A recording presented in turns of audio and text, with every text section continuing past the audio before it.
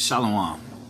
First off, I want to give all praise, glory, and honor to Yahweh, Bahashem, Yahweh Shai, Bahashem, Rakal Kadash.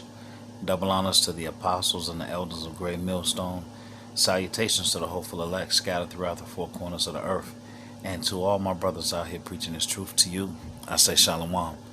This is a Montazar from the Chicago camp coming back at you again with another lesson entitled, What is a Woman? So, there's a documentary going around called What is a Woman? And I believe his name is Matt Walsh. Anyway, you're seeing more and more Medea type situations out here, okay?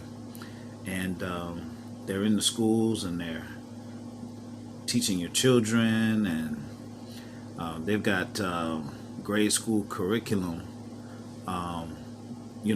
with men and basically naked pictures of men. And they're introducing sexuality to your children at a very, very young age. So you have Matt Walsh, basically, he put a documentary together, all right, because basically what this is this is the wine of Babylon, okay, and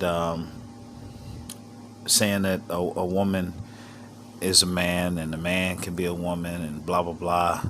That's the Bruce Jenner type of thing, okay. So anyway, in this interview, all right, you're gonna see how this devil operates. Once he's backed into a corner, all right, and he doesn't want to answer truth questions, all right, he starts to try to label this man, okay, and basically use punch words or words that have been created by Esau, all right, where basically you can enforce the law against the person, all right, and the man didn't say anything, okay, he just said he want to get to the truth, all right, and this wicked, effeminate dude said that, he was being transphobic. Let's watch the interview. We're talking about gender and sex, and there's a lot of controversies there. If we're talking about a trans woman has all of the male physical characteristics, so would that not be a male then? Couldn't we plainly say this person is a male? Well, I guess it's like, why are you asking the question? I think I want to understand sort of why that's so important. So if someone tells Just you... to sort of understand reality, Well, I mean, I think when someone tells you who they are, you should believe them. So if a person says that they're a woman or they're a man, then that's them telling you their gender is. I'm not so sure what social interactions would have to do with maleness or femaleness that would. Well, I'm not even talking about social context. I'm just trying to start by getting to the truth. Yeah, I mean, I'm really uncomfortable with that language of like getting to the truth. Again, He's uncomfortable with getting to the truth. That makes no sense at all. in social life. Why is that uncomfortable? Because it sounds actually deeply transphobic to me. And if you keep probing, we're going to stop the interview. If I probe about what the truth is? You keep invoking the word truth, which is condescending and rude. I'm saying to you... How is the word truth condescending and rude? Why don't you tell me what your truth is, and you're walking on 30 seconds more of thin ice before I get up. What my truth is? Well, I don't think I really have a truth. I think that there's just the truth, like the reality. And so we should begin by trying to figure out what the reality is. And why are you concerned with when someone else tells you that they're a man, or even if they use the word male, why are you concerned with not believing them? Well, you keep bringing it back to, how do you respond in a social situation? But, that's what I do. I'm a social scientist. Well, right, but we're in a university. This is a place of understanding truth, isn't it? Or Absolutely, we But the pursue truth, and I'm a social scientist, and that's what I do. But you just said the truth is transphobic. That you would say, if you're saying the truth is that I get to say you're not a man, show me your genitalia, that's transphobic. No, I don't want to see anybody's genitalia. I just mean someone can make a statement about themselves that could be untrue. Like, for example, if I were to say that I'm a black man, would you accept that, or would you be skeptical? Are you black? Are you African American? Are you biracial? I don't think so. Well, you don't look that, and I don't think it doesn't sound like that's a genuine statement of who you are. Okay. Do you get what he just did? He just said that he doesn't think that's a genuine statement. Well, a man looking at a man that's dressed like a woman, that wouldn't be a genuine statement of reality either. Okay, so that's my point. I could make a statement about who I am that's incorrect. Of course, I think it's well established that human beings can lie, yes. Or not even lie. I mean, I could just be mistaken. Yeah. I'm sure where you're going. I guess this all comes down to really one question. Especially women, gender, and sexuality studies. So what is a woman?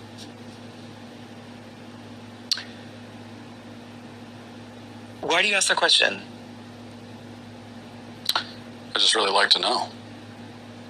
What do you think the answer to that question is? Well, I'm asking. That's why I came to a college professor who's. This is what you do. What other kinds of answers have you gotten?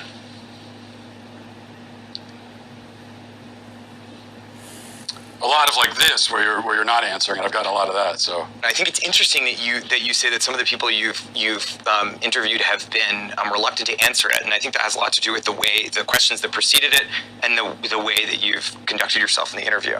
How have I conducted myself? How do you think you've conducted yourself? You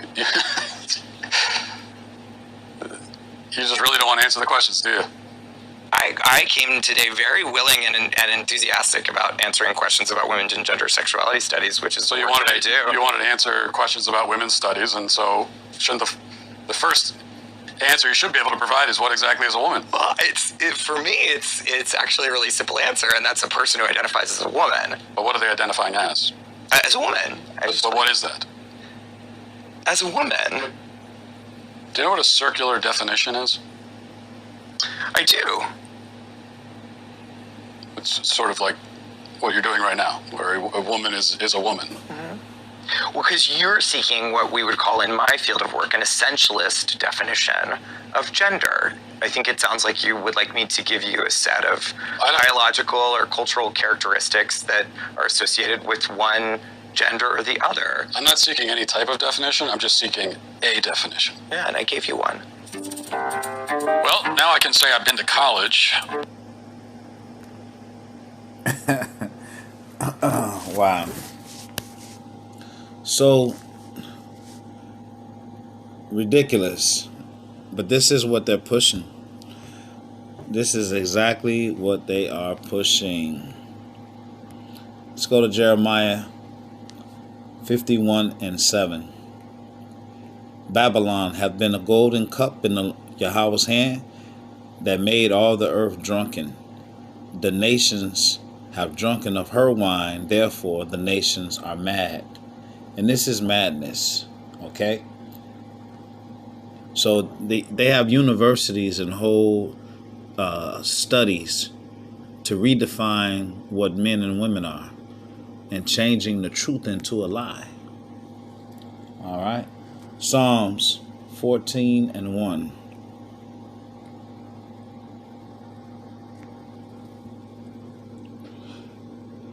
And it reads, the fool hath said in his heart, there is no God. Okay? Or there is no Most High. They are corrupt. They have done abominable works. There is none that doeth good. Let's go to Psalms 5 and 6. Start at 5. The foolish shall not stand in thy sight. Thou hatest all workers of iniquity. Thou shalt destroy them that speak leasing or lies. Yahweh will abhor the bloody and deceitful man.